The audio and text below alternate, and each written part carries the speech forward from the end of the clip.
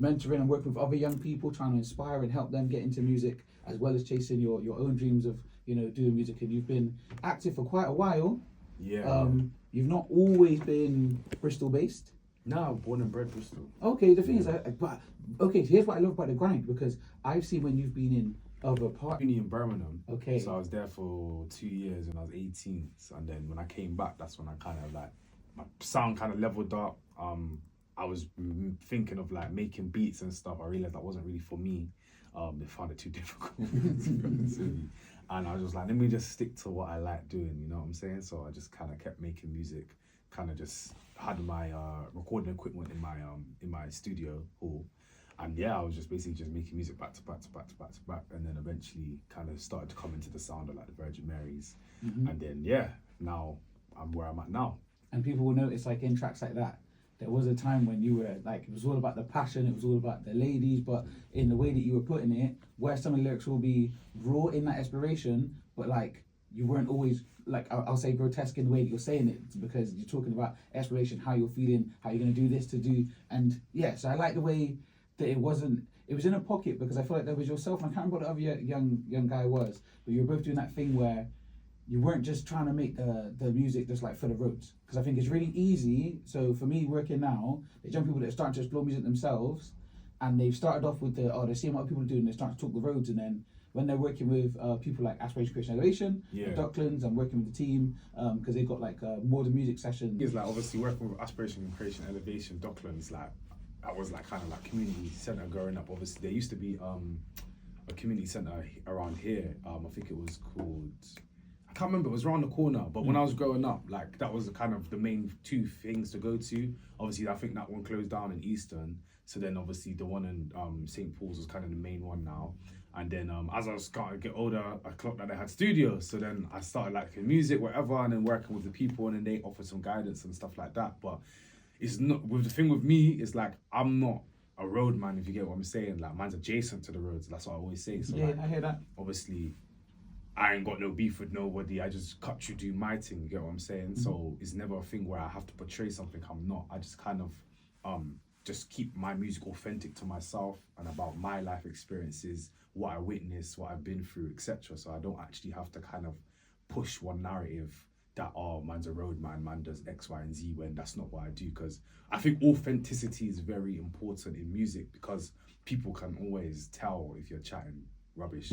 Because like, not to throw anyone under the bus, but like, for example, Central C, because Central C isn't the main guy that's actually been doing X, Y, and Z, there's always this shadow or chip on his shoulder that people keep trying to put tarnish him and stuff like that. So it's a thing where I never really felt like I had to kind of portray anything. I just do what I do, and if people like what I like what I make, then they like what I make, you know. Okay, and that's good. And you know, we were talking a little bit about, you said about back then with Virgin Mary was a different sound, as you've kind of got your identity, finding out who you are, who Delocx is, like, and we'll get into ambience in a little bit. But I also want to talk to you about your experience recently, because again, like I said, you're grafting, you're working, you don't just stick yourself in Bristol. A lot of your work is in Bristol, but you know, there was an opportunity with DJ AG. Yeah.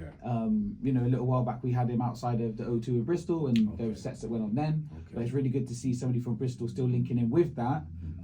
You shared a little bit of a story time. I don't know if you want to share it for our listeners as well. Yeah, so he put on his social medias that he had a basically the dates for January that he was doing his live shows outside in Camden in London.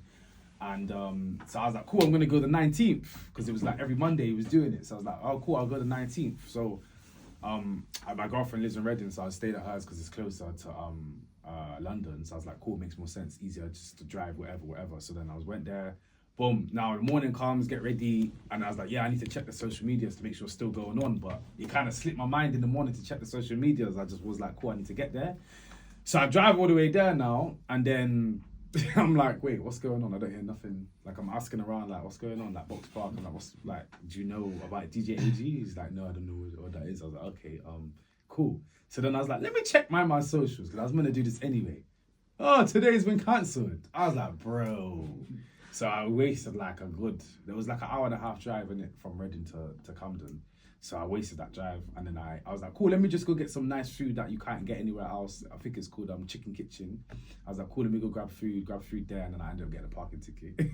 Oh, wow. So I tried to like win it back, and I still ended up getting hit with a brick. So yeah, it was just a joke situation. And that was the hashtag, wasn't it? Hit with a brick. Yeah, don't get hit with a brick. That's my little content hashtag. Like I just do daily uploads about people that's been getting hit with bricks or have avoided getting hit with a brick. But then luckily, Monday just gone, which is the 26th, he had another one, and I was like, cool, then we just go down to that one. This time I checked the social medias before I went down. It was still on, and then luckily I got down there to perform. I performed ambience, and yeah, I got like a good reception from the crowd that was there.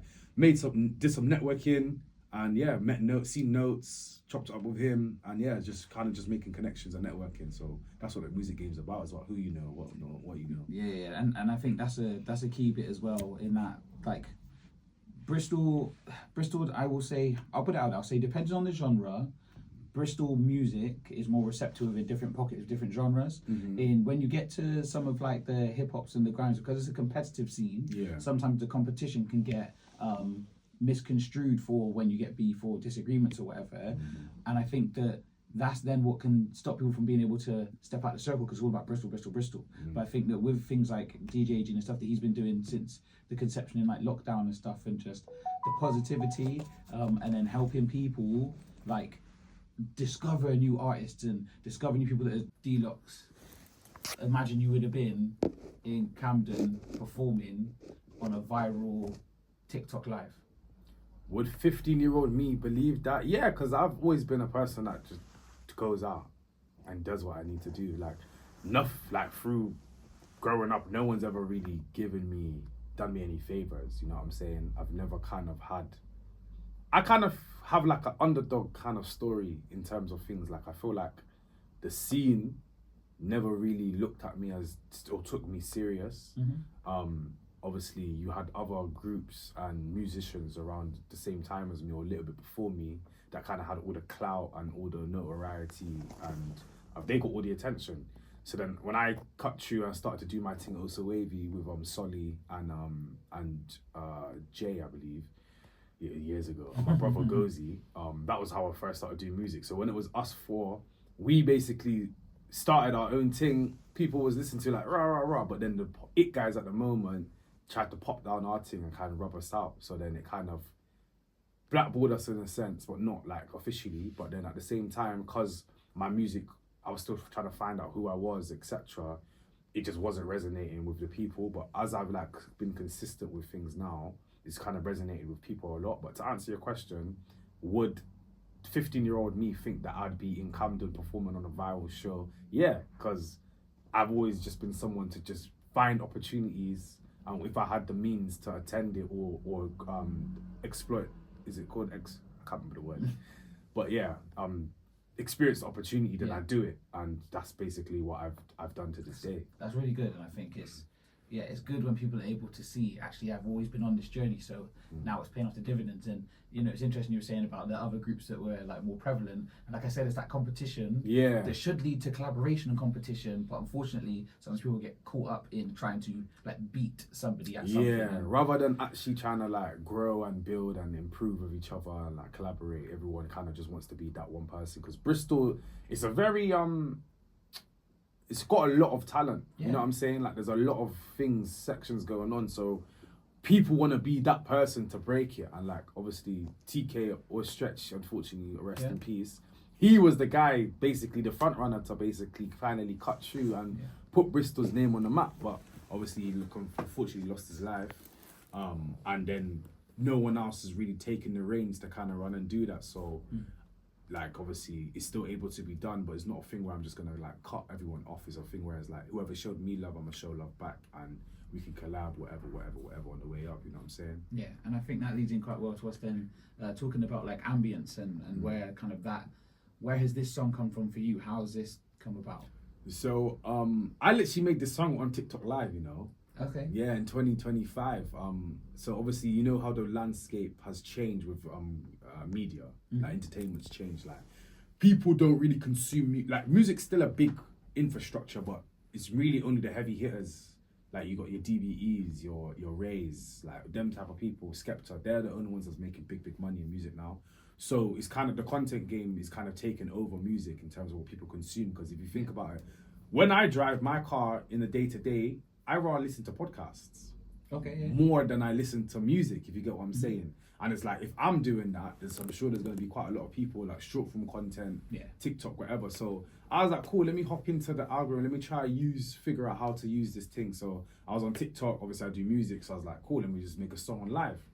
And then literally I went on TikTok live, just found a beat, and I literally just made the song on live within like 45 minutes. I was like, cool. And then I was working with Bouncer. I don't know if you know Bouncer, Play Dirty. Yeah, with like Krypton Conan's affiliate. And he was like, cool, like the way he basically broke down the method of how we got an artist called Saru with like 100,000 monthly listeners. And it was like, basically he tested 6 songs and then picked the best 3. So there were 6 songs that I tested, and then Ambience was one of the 3. Ambience, 24, and then Deadbeat Freestyle, which are the top 3 songs. So these are the next 3 releases coming out. Ambience just came out, 24's coming out February the 11th, and then Deadbeat Freestyle's coming out in March as well. So it's just kind of a marketing method of... We got a roadmap. Yeah. So I'm dropping 21 songs this year. Some of them is going to be in EPs and some of them will be singles, but yeah, that's the plan. And Ambience is just the first song out of the 21 that's coming out 2026. Okay. So normally we would introduce the tracks, but I want to give you the ability to introduce it before I hit play. Yeah, man. So Ambience is, if you like DBE, M Huncho, Nave Smalls, then you're gonna like the type of music I make.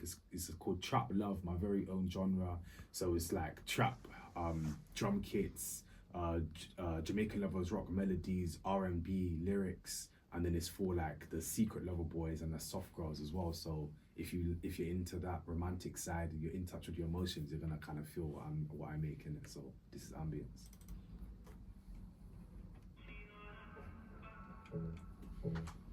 Good, bro. Thank you. Is that all right?